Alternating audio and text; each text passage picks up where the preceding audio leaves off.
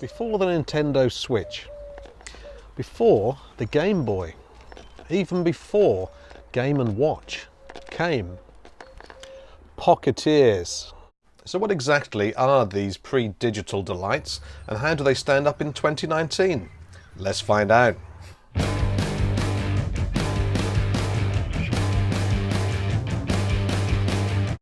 Hello my beauty, my name's Jason Arnott. I am the author of The Last Days of Jack Sparks, Beast in the Basement and the upcoming novel Gangster. Before we settle down to look at some of these Pocketeers games, he said, trying not to step on a cat, you might want to hit subscribe so as to not miss any future videos like this, full of nonsense. Because you want the nonsense, don't you? I can see it in your eyes.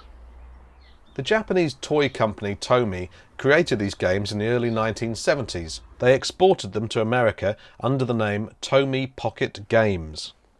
But when they arrived in the UK in 1975 through Palatoy, they had been renamed Pocketeers.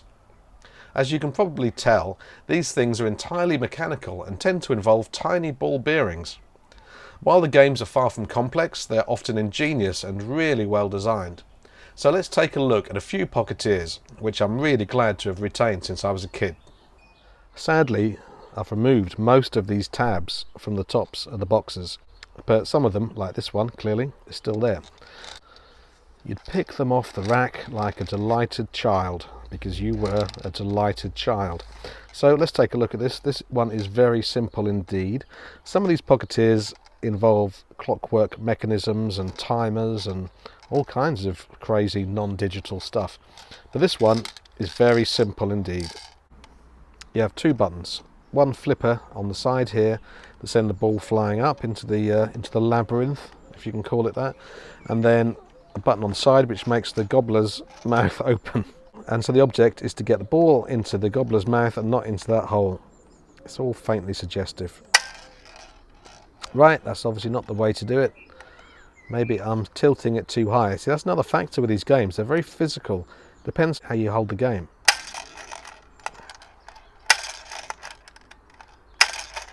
No, this is really hard. Yes! You see, and it lands in the score hole, which I think is quite ingenious for a mechanical device. And this reminds me of those really ancient arcade games you'd get that are just made out of wood and metal nails, all of which involve firing steel ball bearings up into the machine and trying to get it onto a ledge or one of these holes. You have to be pretty quick. Yes, to be honest with you, I much prefer games that only take a few minutes of your time, so this is the perfect kind of thing for me still. Rat-a-tat-tat. Now this one definitely grabbed me at the time. Let's see how much I like it now. Yeah, this is pretty clever. The object of the game doesn't really make sense because you're trying to stop this car full of rival gangsters. No, you're supposed to chase them into their hideout by hitting them repeatedly with bullets. And when they get into the hideout, that's when you've won. But to my way of thinking, you should be trying to stop them from getting into the hideout. Anyway, maybe it's something to do with you can't actually have a kids game where you're trying to kill other human beings. That makes sense. Right, so I love the physicality of this. You have to tilt this gun to take one ball bearing in, and then you fire at the base of that car. Got it. In again. And yes, it's quite easy to hit the car, if we're being honest. But not incredibly easy. There's still an element of doubt. Wow. It's a real bonus when the ball bounces back inside the gun and you can shoot again. I'm pretty sure that doesn't happen with actual guns. Yeah, it's looking good. So when they go inside, that's when you've won, counterintuitively. But I think that's incredible. Such wonderful simplicity. The hideout is just a sticker stuck onto the plastic. And that branding, just the branding of this stuff is great. I mean, obviously I have, you know, the classic nostalgic umbilical cord to this stuff, but I don't know, if you've never seen this before, is this not pretty cool? I think it is. Well, I mean, I say cool. I mean geeky cool, obviously. Oh yes, fruit machine. I mean, back when this came out, arcades were still very much a novelty. And so to have a fruit machine, or something that vaguely resembled a fruit machine, in your home, let alone in the palm of your hand, was seriously impressive. And I think this is really cute. I mean, there's nowhere to put money in, obviously. All it is a simulation of a random fruit machine result. You've got a flipper at the bottom there that you flip to start the machine, and then a stopper to stop the machine, as you can see there. So let's go. 2 cherries and a lemon, that gets me nothing. Just wasting me money. Okay, it doesn't always do the same thing, I promise you. Slats of cardboard with different symbols on, probably attached to some kind of central spindle there, I guess. And then you stop it, and they just stop wherever they stop. Hey, I've won 8 points. Why am I so excited about that? Especially as, obviously, 8 points won't go nearly as far as 8 points would have done in the old days. This is actually one of the first eight Pocketeers released in the UK, as this part inside tells you. I think it's one of the few of the first 8 that I actually have. Most of these Pocketeers I've got, I think, are from the 2nd or maybe 3rd waves that came out. There's a really good website that specialises in recording all of this info, so I'll link to that down below. Drop and catch. This definitely used to command a fair bit of my time. Instructions there. You'll have to hit pause if you want to read them. Again, I love the sheer physicality of this, because the difficulty of the game is directly connected to how high you tilt the game. So you've got this at the bottom, and then blue dial up here, and you drop one ball at a time, have to catch it in this, and then drop it in that hole. If it goes into that hole, then the ball goes here and you get a point. If it doesn't, then it ends up there and you get nothing.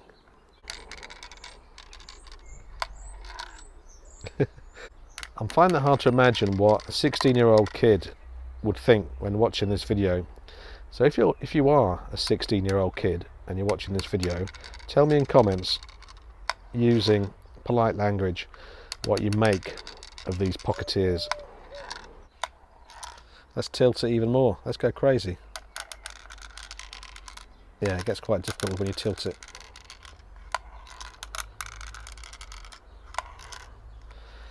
That's good fun.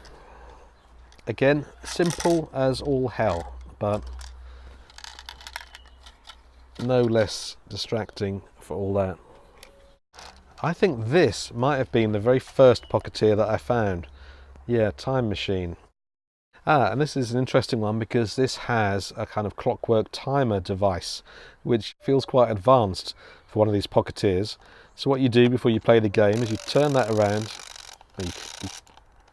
Will it work still? Yeah.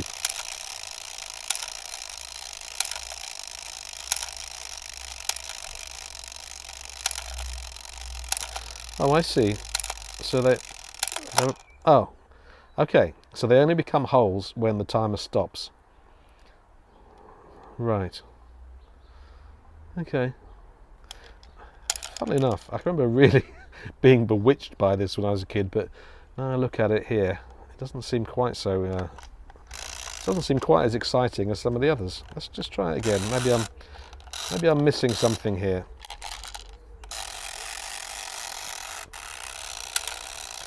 Yeah, I mean, it is good fun. I suppose the timer adds a certain amount of jeopardy in terms of time. You have to try and get as many in there as possible before the balls go down. Yeah, fair enough. That is exciting. Sort of. No, it is really good fun. And just looking at it takes me back to being obsessed with this thing. That's probably why it's in such bad shape, because I became obsessed with it.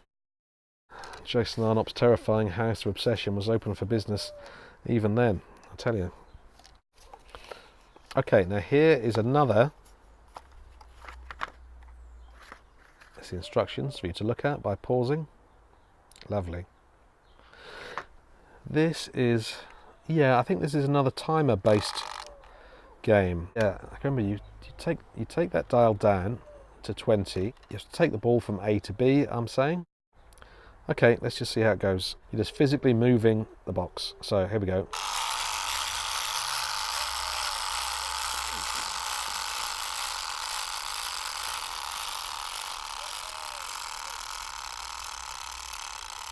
That's a tricky bit.